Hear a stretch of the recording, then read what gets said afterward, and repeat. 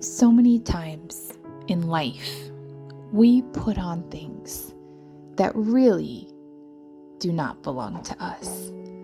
We'll walk into a room, feel someone's emotion, and assume it or take it on without even knowing that that's what we're doing. We'll get slammed or accused by someone or something and actually start believing it. We get hooked on a fear, and all of a sudden, that fear has taken grip and become a reality for us, a reality that doesn't even exist. And we begin to wear things that simply do not belong to us.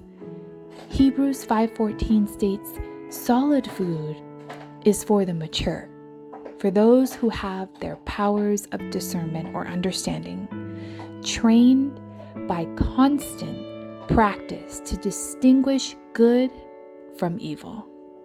This is something that is going to take constant practice.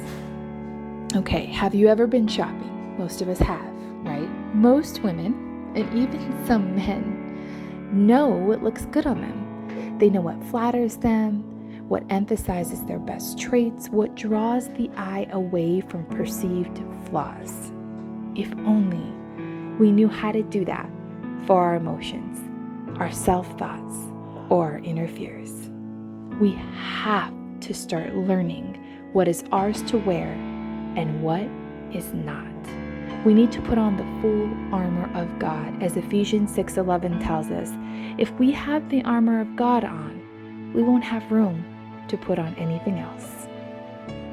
It took me a long time, and I mean a really, really long time, to realize that if someone is in a bad mood, if they're stressed or angry or upset, that does not and should not immediately alter my feelings. For example, when my husband has had a particularly bad day at work and shows up with what I think is a less than ideal attitude, I oftentimes would allow the alter in my atmosphere to affect my immediate reality. You see, my immediate reality was happy before he showed up. And then after he showed up, I assumed or put on what he was feeling as if it were my own.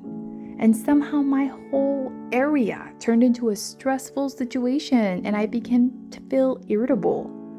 Can we just talk about the power of an atmospheric switch for a minute?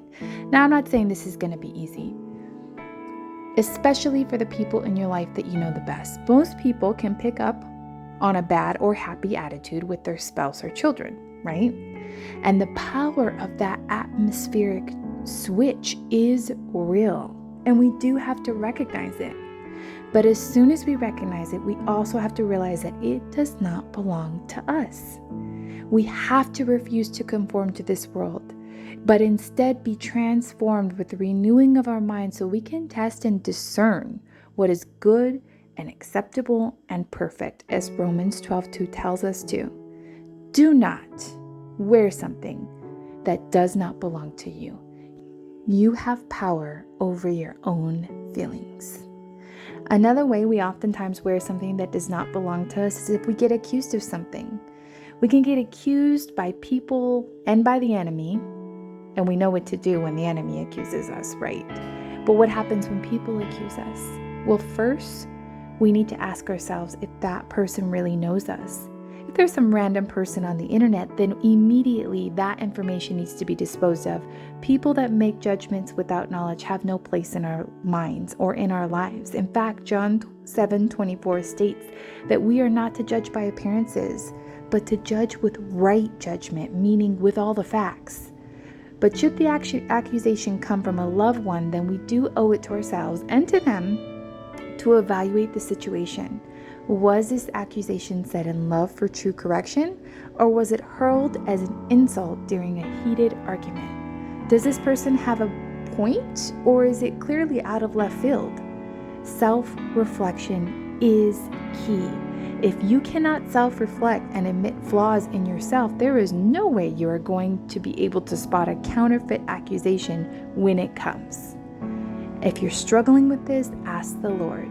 James 1:5 tells us, if we lack wisdom, Ask God for it, and He will generously give to all. But be careful, because when you ask for it, you're going to get the truth. So if the accusation has no ground after some reflection, then we need to make the conscious decision not to wear the lie.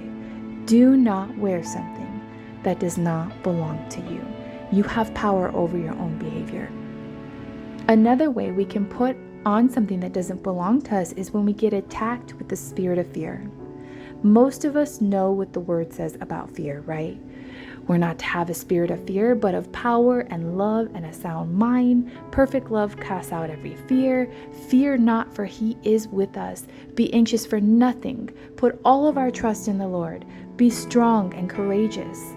But let's be honest. Fear comes, and sometimes we allow it to alter our mental and emotional perception. And if we don't understand what it is doing, we will fall for it every single time. We hear something that triggers fear, and we put on something that does not belong to us. And so the drama begins. Have you ever had a passing thought that stirred up so much fear that you started to formulate a plan as to how to defeat the presumed issue, only to come up with hundreds of possible would-be negative outcomes that have no resolutions? I don't know about you, but I've been in almost a near panic before my brain caught up with my fears, and I realized that that thing that I'm afraid of is not actually happening and probably will never happen. Do not wear something that does not belong to you. You have power over your own fears. How do you have power? Psalms 34:4 tells us to seek the Lord, and He will deliver us from all of our fears. Seek the Lord. Spend time in His presence.